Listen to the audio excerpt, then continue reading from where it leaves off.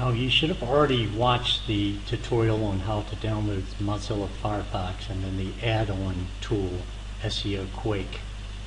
So in this I'm going to kind of show you the process in this tutorial, and then we will actually do live doing keyword research and looking at competition to really give you the feel of what you're doing and the strategy and the process.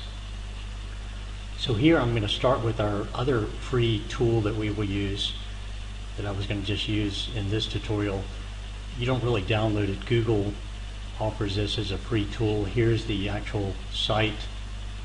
Here's the URL right here. And so I've just done a Google search, Google Free AdWords tool, and then we click it. And this is going to be our main tool that we will use to do the research with.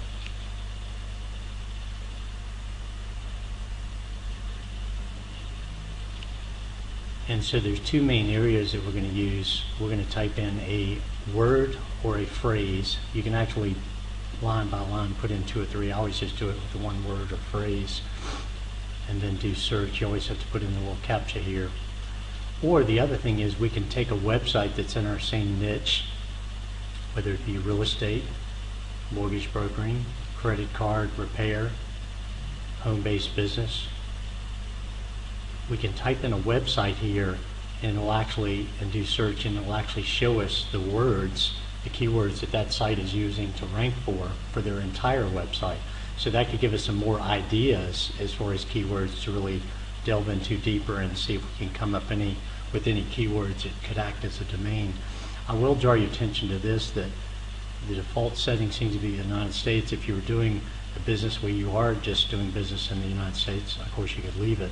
But for our purposes, we're going to always be thinking global. So we'll just change that to all. So in this tool, you simply type in a word. And we'll just type in real estate foreclosure.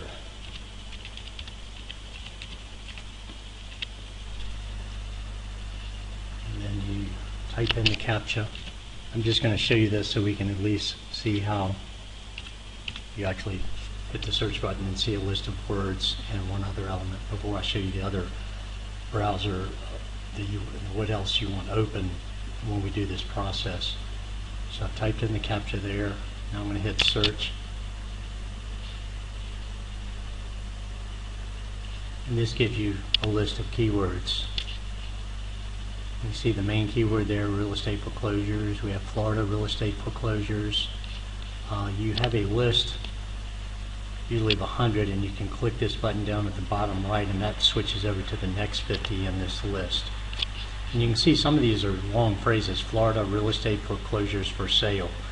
People are actually typing in those exact words, and these are the columns that show the amount of searches. Commercial real estate, of course, is a general word that gets 550,000 searches. But what I want to draw your attention to just at this point before we move forward, you get a little bit more accurate representation doing the searches for the keywords people actually searching in. In using this tool, they have 3 different match types: broad, exact, and you can see the little brackets around exact and phrase. Broad just means the word that you're typing in appears anywhere in the text. Exact means that you're getting the exact word, every letter, spelled exactly that way, and how many times over here in the searches that people are typing that. Phrase is if the word is used in the phrase maybe with 1 or 2 or 3 other words. So usually to get a good accurate representation, I take off broad and click exact.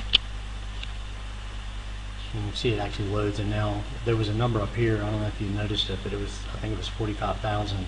See, now for exact, it's showing 2,900. So see, you're getting a little bit more accurate representation. So this is the main tool we're going to use to research keywords, to look for a keyword that we could use as our domain name, and hopefully get in front of lots of free traffic when thousands of people are actually using that word to search for. So that's our objective. Now the other things that when we get started that we'll have open, we will have open the GoDaddy.com, and you can see this is a window here that you can type in a word and then click search, and it'll actually search to see if that domain is available. So we're going to have our GoDaddy.com open when we start. We already showed to go ahead and get to the Google AdWords keyword tool. We're going to go to Twitter, and what we're going to do is hit the sun up. And what we're doing here on each one of these ones, like YouTube and Twitter and Gmail, is just getting to the page as if you're signing up. And remember, on Twitter, in our first tutorial, I told you how the username in Twitter here can only be 15 letters maximum. So it'd be http://twitter.com and then / and the username. That can only be 15 characters. So we would have this window open at the same time with our domain name window open and our Google AdWords tool that we're actually looking at the words. And then in YouTube we would do the same thing, like we're going to create an account. And this is just to give us the window so we can check these usernames to see if we can actually use that exact domain. Remember, again, on YouTube we have 20 letters here.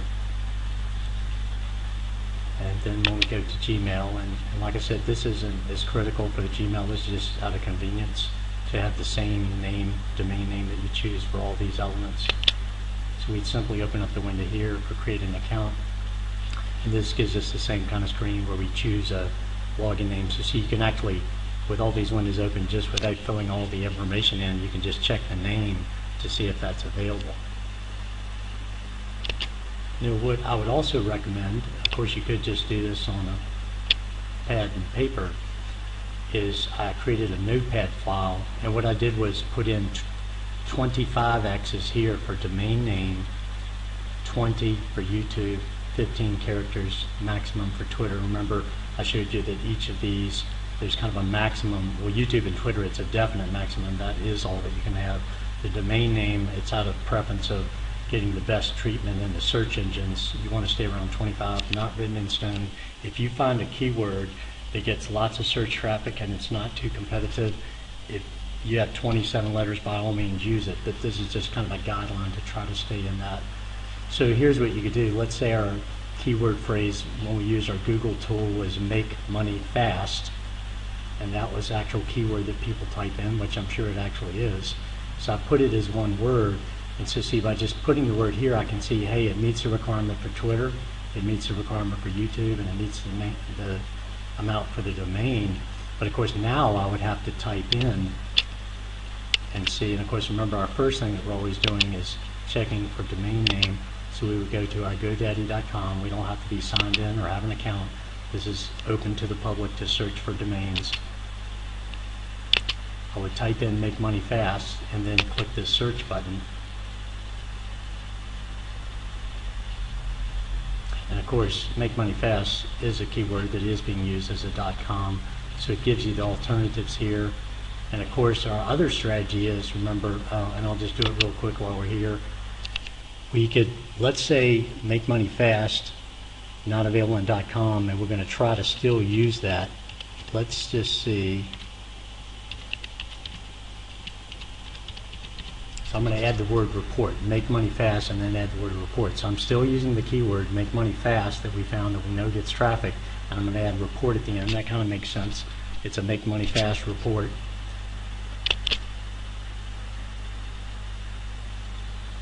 Okay, and that one is taken as well, but I just wanted to show you that process, how we can add those words at the end of a keyword to see if it works.